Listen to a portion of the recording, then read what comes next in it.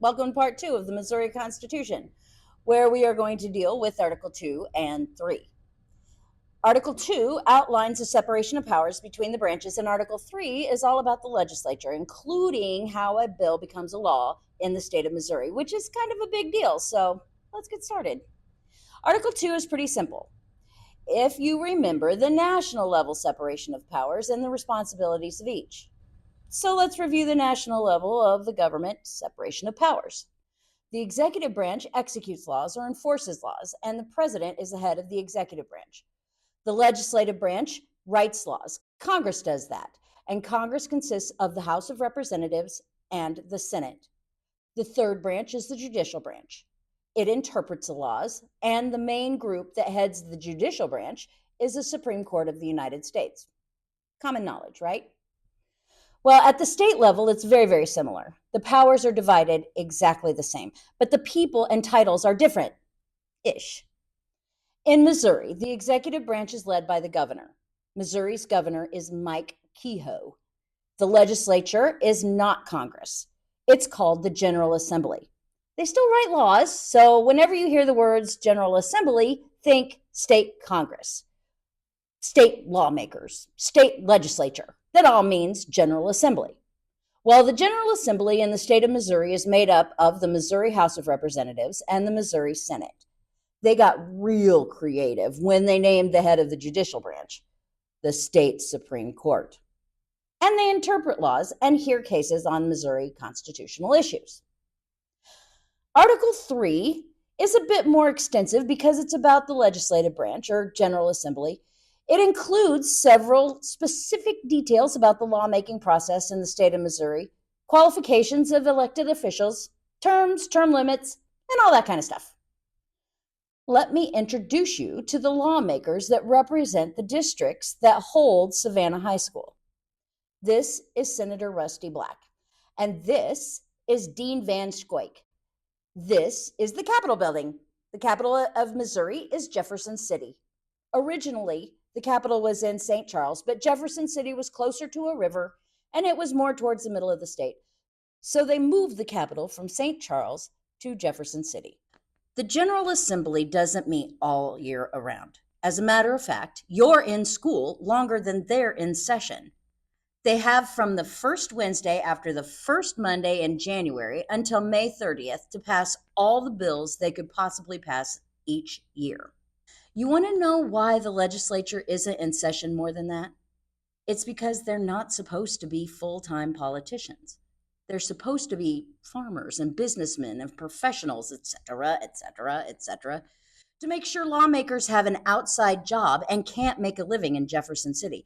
They're paid very, very little and have strict term limits. It's like, here, make our laws for pennies and don't get comfortable. If something is super important, the governor is allowed to call a special session. And when he does, the General Assembly has to come back to Jefferson City and deal with it. The General Assembly doesn't always need to be called by the governor. If they believe there's something important enough to meet during the time they're adjourned, 3/4 of the General Assembly can call themselves into a special session. That's what happened in 2018 when the General Assembly was informed of some misdeeds committed by a newly elected governor, Eric Greitens. The General Assembly called the House of Representatives back into session so they could begin the impeachment process. Remember, impeach means to bring up on formal charges, not remove from office. Only the House of Representatives can impeach. The Senate tries the impeachment. In this case, the House of Representatives was trying to figure out exactly what happened so they could accurately list the charges for the Senate's impeachment trial. But Governor Greitens decided he didn't want everyone to see that list, so he resigned or quit.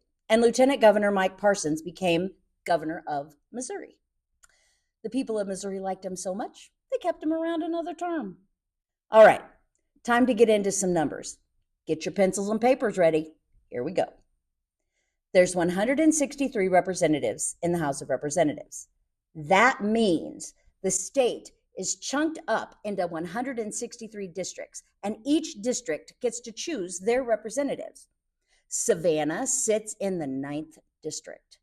They are up for reelection every 2 years with an 8-year term limit. Do the math. That's right. Representatives can run 4 times, and that is all. After the 4th term, he or she have termed out, which means they're done in the House of Representatives. Remember, Missouri never wanted full-time politicians. The qualifications for being a member of the House of Representatives in the state of Missouri is 24 years old, a qualified voter in the state of Missouri for 2 years, and a resident of the district that elected you for the last 1 year. The leader of the House of Representatives is called the Speaker of the House, just like it is at the national level. He is chosen by the House of Representatives. We don't get a say in that. Now let's move to the Senate. In the grand scheme of things, the Missouri Senate is tiny. There are only 34 people, 34 in the Senate. That means the state is chunked up into 34 different districts, and each district gets to choose their senator. Senators serve 4-year terms, and they have an 8-year term limit too, just like the House of Representatives. Do that math. Senators only get 2 terms before they've termed out. Once you've termed out of both the House and the Senate, you're no longer allowed to be a lawmaker in the state of Missouri. You could be a lawmaker in Washington, D.C. at the national level, but no longer at the state level. Missouri senators have to be 30 years old, a qualified voter for at least 3 years, and a resident of the district that elects you for at least 1 year. The president of the Senate is the lieutenant governor, just like the vice president is president of the Senate at the national level. Senators don't choose the lieutenant governor, the people of Missouri do.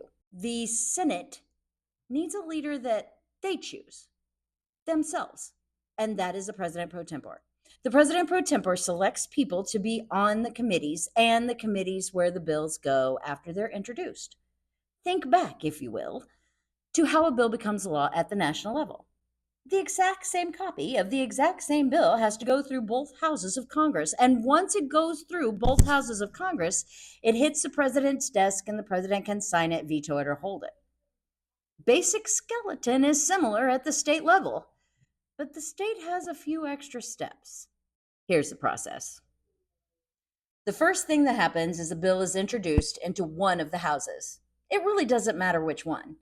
Then it's assigned a number and placed on a calendar so it can be read again at a later time. Then it goes to a committee. The committee then holds a public hearing and listens to people say what's great and what's awful about the bill. Once that's over, they can do 6 things. They can send it back to the House or Senate, whichever one the bill was introduced to, and recommend that it should pass. They could send it back and recommend that it should pass with some changes. They could send it back and recommend nothing. They could substitute the entire bill and send it back. It has to be over the same topic, just a substituted bill. Or they could send it back to the House or Senate, whichever one it was introduced into, and recommend that it should not pass. Or they could just do nothing, and it never sends it back to the floor at all. Committees have a lot of power. When that bill gets back to the floor of whatever house it came from, the members debate the changes. They decide on what they want those changes to look like. Then they put it on a perfection calendar. When the date pops up, the whole bill is debated on the floor and more changes are made, and it's considered perfected and put on another calendar. When that date pops up, the bill is read one more time, but this time it cannot be debated. No changes can be made. They just vote. If they vote yes, it goes to the other house. If they vote no, it dies. But if it passes, it goes to the other house, it's read, and then sent straight to a committee. If that committee wants changes, they have to report it to the original house. And if the original house doesn't like the changes, a conference committee is held. A conference committee is a mixture of senators and representatives who take the disputed bill, discuss it and fuss it and cuss it and change it ever so slightly, then send the exact same copy of the exact same bill to each house for a vote. If the Senate votes no and the House votes yes, it dies. If the House votes no and the Senate votes yes, it dies. Both the House and the Senate must approve the exact same copy of the exact same bill before it can go to the governor. If a bill does not successfully make it through this process before the session ends, the bill's dead and it has to start all over again in the next session. Once a bill hits the governor's desk, he has 15 days to do something about it if the General Assembly stays in session. If they adjourn, he has 45 days to do something with it. He can do 4 things. He can sign it, which means it becomes a law. Yay! He can veto it, which means it dies. 2/3 of the vote in the General Assembly can override his veto. If he does nothing with it, it automatically becomes a law without his signature. If it's an appropriations bill, that means a money bill, he has an extra superpower. And his extra superpower is called a line item veto.